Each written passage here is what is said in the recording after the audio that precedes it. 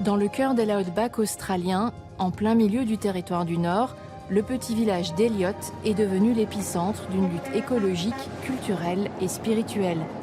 Sur les 700 habitants, 80% sont aborigènes. Ils vivent encore sur ou à proximité de leurs terres ancestrales, mais leur mode de vie est menacé par un énorme gisement de gaz de schiste. Beaucoup d'aborigènes s'opposent à l'exploitation. Pour la toute première fois, ils descendent manifester dans les rues d'Elliot, du jamais vu dans ce village. À leur tête, Eleanor Dixon de la tribu locale Mudbarra. Soutenue par une ONG, Eleanor a convié des représentants des tribus voisines. Chez eux aussi, le gouvernement du territoire et des compagnies gazières veulent pratiquer la fracturation hydraulique. Tous ont peur que leur eau soit polluée par l'exploitation. Toute cette terre sera affectée, pas seulement une partie de la terre. Notre territoire est connecté aux autres par le réseau hydrographique. Notre message est très clair. Nous ne voulons pas de la fracturation hydraulique. Si vous le faites, vous tuez notre pays, vous nous tuez. Fin de l'histoire. What do we want? When do we want it? And that's right, you heard it from the people here. Eleanor vit à Marlinja, un petit village de 30 habitants tout proche d'Elliot. Malgré les apparences, l'eau est présente en abondance dans le sous-sol. Depuis la découverte du gisement de gaz de schiste, la région d'Elliot-Marlinja est une oasis en sursis. Le gouvernement veut autoriser l'exploitation.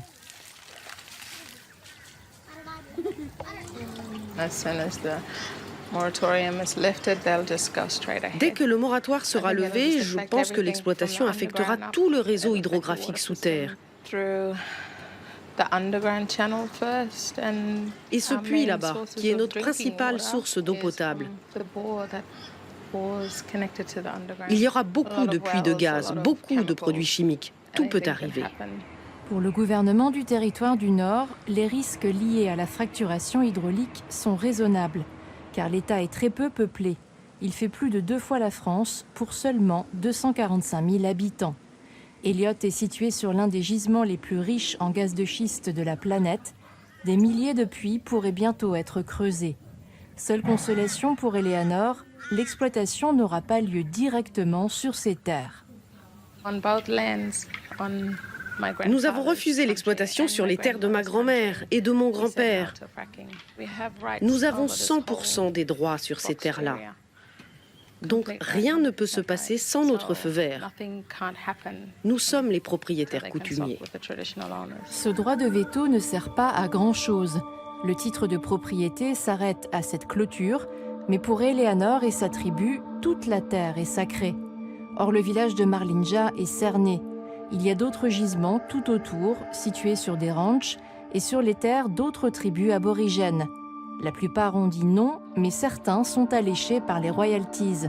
À côté de Marlinja, un éleveur et une seule famille aborigène ont donné leur feu vert à des forages. S'ils viennent à polluer le sous-sol, c'est la catastrophe pour les tribus, car elles puisent leur eau dans la même nappe phréatique et leurs itinéraires sacrés passent par les terres exploitées. C'est difficile. Désolée, je vais pleurer. Je pense à mon garçon. Mon grand-père qui a tant lutté pour notre droit à la terre. Et encore aujourd'hui, nous devons continuer à nous battre. Mais pourquoi? Alors que ce sont nos terres. Quand je regarde mes ancêtres, la terre, toutes les pierres et tous les arbres, ils ne peuvent pas parler. Mais nous pouvons parler en leur nom. Au nom de notre terre et de notre pays, nous sommes leur voix. Pour les aborigènes, à l'origine du monde, il y avait les esprits. Sortis de terre, ils se sont mis à marcher et à chanter pour créer et sculpter la nature. Puis une fois leur travail fini, ces ancêtres esprits se sont transformés en arbres, en rochers, en rivières. Ils habitent aussi les animaux, comme les oiseaux, qui sont devenus des totems. Aujourd'hui, le parcours des esprits créateurs est un itinéraire sacré. Jack Green est un chef initié du peuple Garawa, une tribu liée à celle d'Eleanor. Les Blancs ne comprennent pas réellement comment nous, les aborigènes, sommes liés à cette terre. L'eau, c'est la survie, oui. Les gens nous disent « Oh, vous ne pourrez plus boire l'eau ». Mais ce n'est pas seulement cela. Nos itinéraires chantés passent par ces cours d'eau. C'est là que réside l'esprit. Les politiques et le gouvernement ne nous écoutent pas. Le lac de Marlinja est le centre de la vie spirituelle d'Eleanor et des Mudbara. Mais pour les décideurs, les croyances des aborigènes n'entrent pas en ligne de compte. La levée du moratoire sur la fracturation hydraulique dépend des résultats d'une enquête qui se penche uniquement sur les risques écologiques, sociaux et économiques, mais nulle part il n'est question de spiritualité. Un itinéraire chanté très important passe par ce lac. On appelle ça un itinéraire chanté parce que nous, les gardiens de cette terre, nous avons hérité des champs. Nous connaissons les champs pour l'eau. Si le lac s'assèche, nous pouvons faire revenir l'eau en chantant. C'est comme cela que nous maintenons la terre en vie et qu'elle peut survivre par elle-même.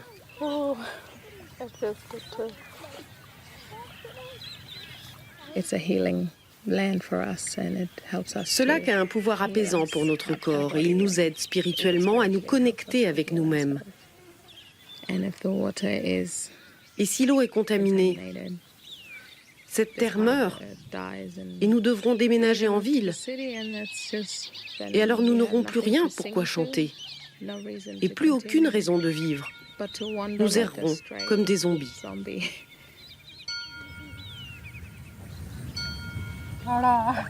Le gouvernement rendra sa décision courant 2018.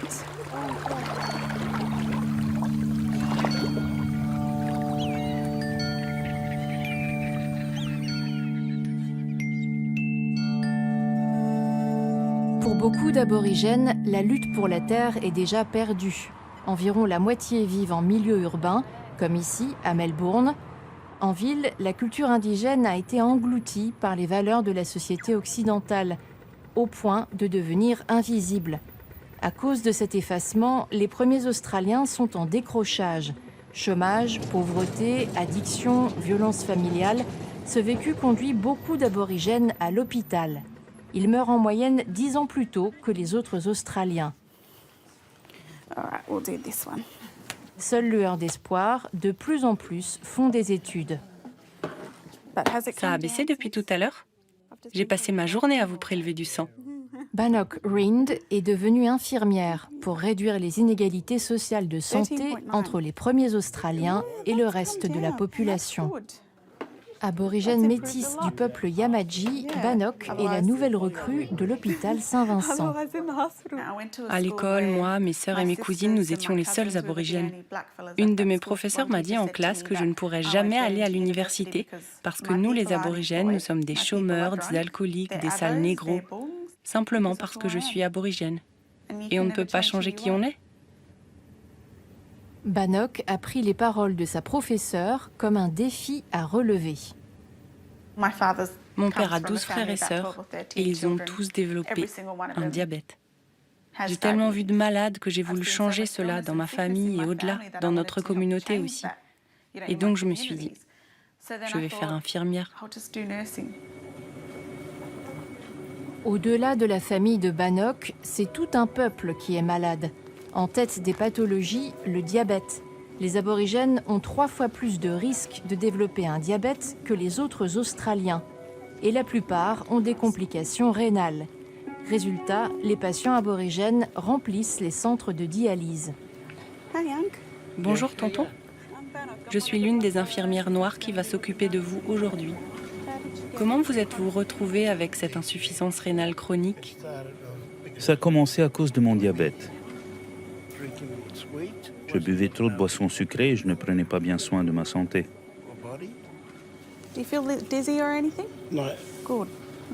Mais bien d'autres voyants sont au rouge. Maladies cardiovasculaires, rénales, taux de suicide, maladies des yeux, des oreilles. Tous ces maux frappent plus les aborigènes que les autres Australiens. Avant, nous n'avions pas de diabète, pas de maladie rénale, pas de suicide dans notre communauté, pas ces gros problèmes de santé mentale non plus. Toutes ces pathologies sont des conséquences de la colonisation.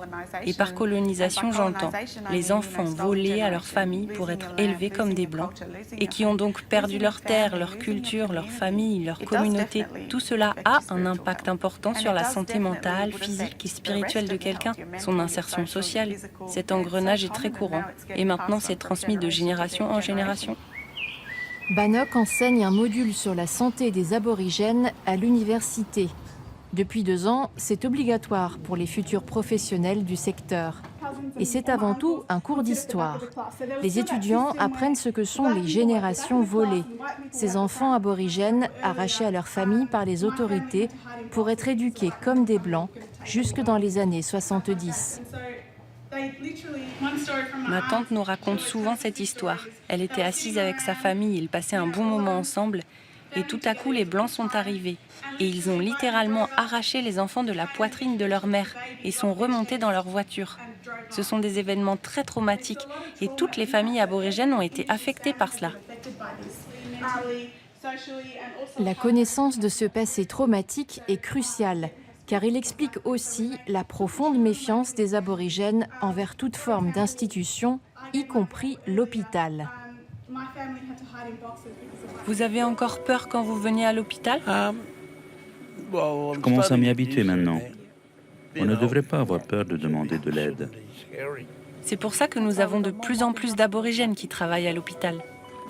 La plupart du temps, les gens viennent à l'hôpital en dernier recours. C'est un endroit terrible pour les aborigènes, l'hôpital.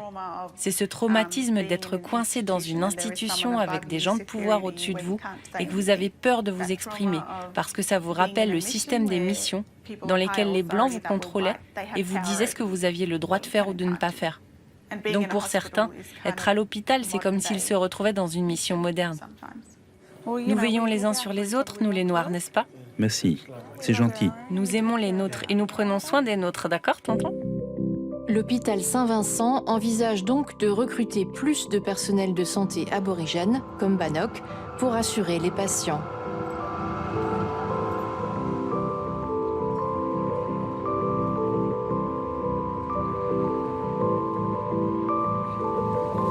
Un spectacle peu courant dans les rues de Melbourne. Dans les branches, Jimmy Kyle, un formateur pas comme les autres.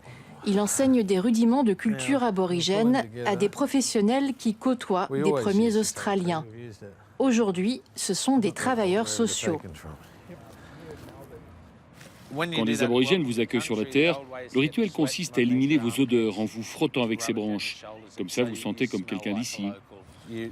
En Australie, on appelle ça la compétence culturelle aborigène, un enseignement qui n'est pas obligatoire et donc peu dispensé à l'école. Jimmy comble chaque jour un peu plus cette lacune criante. Beaucoup d'aspects de la culture aborigène n'ont pas été enseignés à l'école, à tel point que pour beaucoup d'Anglo-Australiens, cette culture est étrangère. Quelque chose qui est né ici leur semble étranger. Je pense que les non-indigènes peuvent être adoptés dans la culture aborigène et nous pouvons créer quelque chose de spécial ensemble. Ils ne sont plus écossais, ils ne sont plus anglais. Comme nous, eux aussi ont été déconnectés de leur culture d'origine. Donc nous, les aborigènes, on doit les accueillir avec tendresse. Pour arriver à cette compréhension mutuelle, il faut démonter certains préjugés. Aujourd'hui, comme Jimmy, beaucoup d'aborigènes sont métis, voire blancs, et de plus en plus privilégient leur héritage aborigène. Un choix que certains Australiens ne comprennent pas. Je voudrais qu'on réfléchisse à ce que ça signifie être noir. Parce que j'entends beaucoup de gens dire il n'avait pas l'air très aborigène celui-là. Alors ça représente mes 75 000 ans d'héritage aborigène d'Angari. Et ça, mes ancêtres irlandais, arrivés ici il y a 230 ans. Maintenant, y a-t-il moins de café dans le verre ? Les aborigènes disent toujours, quelle que soit la proportion de lait dans le café, c'est toujours du café. Généralement, c'est comme ça que les aborigènes métis voient leur identité. Ils ne deviennent pas mulâtres ou carterons. Nous n'utilisons pas ces termes que nous trouvons très insultants. Car dans le passé, les métis étaient considérés comme des sous-hommes. Culturellement, eh bien moi je suis à 100% de culture aborigène.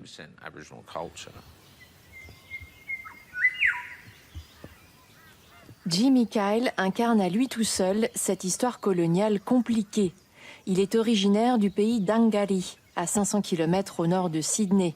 C'est ici qu'est née sa vocation de formateur culturel.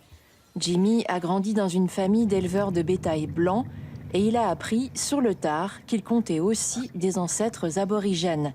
Il retourne voir son ami d'enfance, Gus, et tous deux rendent visite à Ross, le père de Jimmy, dans sa ferme. La conversation s'oriente sur les origines aborigènes de la famille, cachées pendant longtemps comme une maladie honteuse. C'est un membre de la communauté aborigène locale qui a révélé ce passé à la famille il y a 25 ans. Une de mes sœurs continue à dire « Je suis née blanche, j'ai été élevée comme une blanche, je ne suis pas aborigène. » Elle ne peut pas l'accepter, vous savez. Je lui ai dit « Ok, je m'en fiche. » À ton avis, combien de blancs ont des ancêtres aborigènes dans le coin? J'en connais déjà quelques-uns. Je ne donnerai pas de nom, mais il suffit de les regarder. Mais ils n'admettront jamais qu'ils ont du sang aborigène en eux. Pour Jimmy non plus, ça n'a pas été évident d'assumer son double héritage. Sa rencontre avec Gus au collège a été déterminante. C'était en 1997 et à l'époque, leur profonde amitié a remis en cause une ségrégation officieuse. Je me souviens de ce sentiment. Quand j'étais petit, je me disais « Il faut que tu choisisses un camp ». J'étais trop blanc pour les aborigènes et trop noir pour les blancs. Quand j'ai rencontré Gus, ça a tout changé. J'ai appris la façon d'être aborigène et je ne l'ai jamais trahi. Nous sommes devenus amis alors que nous n'étions pas censés l'être. Et quand ils sont ensemble, Jimmy et Gus sillonnent la campagne pour visiter les lieux de mémoire aborigènes, comme ce pâturage qui est le site d'un des 20 massacres perpétrés dans la région au XIXe siècle. On compte les victimes par centaines pour chacun de ces massacres. Mais pas une seule stèle n'a été érigée pour leur rendre hommage. Donc les gens ici disent « il n'y a pas eu de massacre ». Et regardez qui a récupéré la terre. Les Blancs. Pendant longtemps, j'ai détesté être coincé entre les deux mondes. Mais aujourd'hui, je me vois comme une passerelle entre les deux. Je peux éduquer les deux camps. La vérité, c'est que nous sommes un pays d'Angari. Ça l'a toujours été, et ça le restera. Chacun à leur niveau, Eleanor, Bannock et Jimmy font entendre la voix des aborigènes. Clinton Pryor est celui qui donne une expression collective à leur combat individuel. Il a décidé de faire un coup d'éclat pour forcer le gouvernement à écouter son peuple. Il traverse l'Australie à pied, d'ouest en est, soit une longue marche de 5500 km. Parti de Perth, il met le cap sur Canberra, le siège du pouvoir australien, pour y porter les doléances des aborigènes. Clinton a grandi dans un village très reculé d'Australie occidentale et aujourd'hui, le gouvernement veut fermer ces communautés de l'Outback en démantelant les services publics. Objectif, réaliser des économies budgétaires. Nos anciens ont beaucoup lutté pour obtenir la construction de ces villages dans des zones reculées, pour nous permettre de rentrer sur nos terres et de renouer le lien avec nos ancêtres et notre spiritualité. C'est chez nous. C'est pour ça que je proteste. Pour que ces communautés de l'Outback restent ouvertes. La cause et l'audace de Clinton ont touché des milliers de premiers Australiens. Certains viennent faire un bout de chemin avec lui et à chaque étape, la communauté aborigène le fête. Clinton est devenu son porte-étendard. Chargé d'une mission plus grande, obtenir un traité avec l'État australien pour corriger toutes les injustices subies.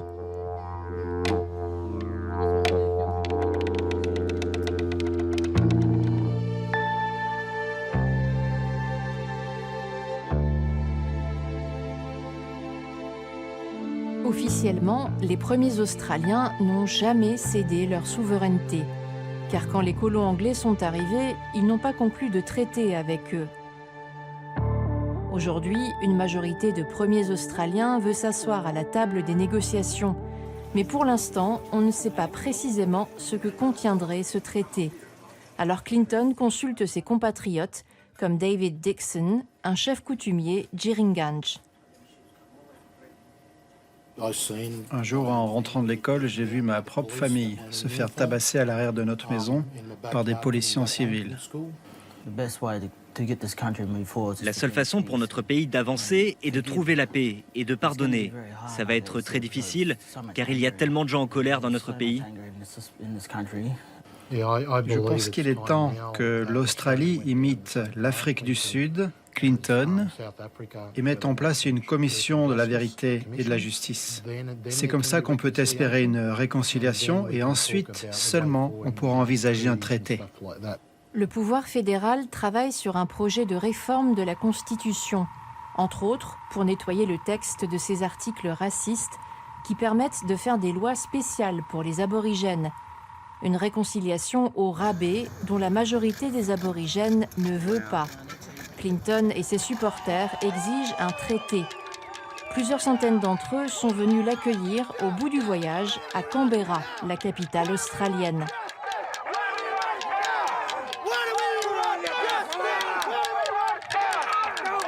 Clinton investit l'ambassade aborigène, un lieu fort en symbole. C'est là qu'est né le mouvement du droit à la terre, il y a 45 ans. L'ambassade est un campement installé près du Parlement fédéral, pour montrer que les aborigènes se sentent étrangers dans leur propre pays. Autour du feu sacré, qui brûle en permanence, Clinton est adoubé par Les Coe, une figure du mouvement aborigène d'autodétermination. Let all of our people know his message. And his message is truth. His message is treaty. His message is sovereignty. It is who we are as a people. He has shown the Spirit. And the Spirit is in all of us. This is just the beginning.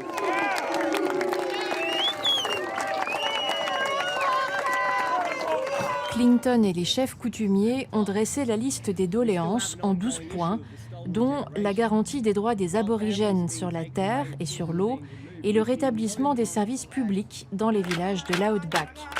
Ces demandes ne sont pas nouvelles, mais elles ne sont pas toujours défendues par les deux seuls députés aborigènes au Parlement. Les premiers Australiens restent sous-représentés.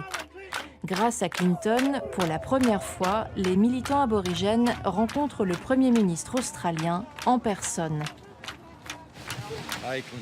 Bonjour Clinton, ravi de vous rencontrer. Vous avez fait une marche fantastique. Merci. Ça a été un long voyage à pied. Nous sommes là pour vous présenter les doléances de notre peuple. Je suis là pour vous écouter. Clinton est là pour le symbole, mais c'est un autre militant qui prend la parole. La raison de notre présence avec Clinton est de vous avertir que nous nous préparons à des négociations en vue d'un traité. L'entretien se conclut sans engagement de la part du Premier ministre. Mais on sait qu'il n'est pas favorable à un traité. Malgré tout, pour Clinton, la mission est réussie. Il est devenu l'icône dont les aborigènes avaient besoin pour se mobiliser. Je reste confiant. Je pense qu'on peut faire quelque chose pour les aborigènes, même si je sais que cela prendra du temps. En attendant que cela se débloque au Parlement, la prochaine étape pour moi, c'est Londres. Et je suis enthousiaste d'y aller.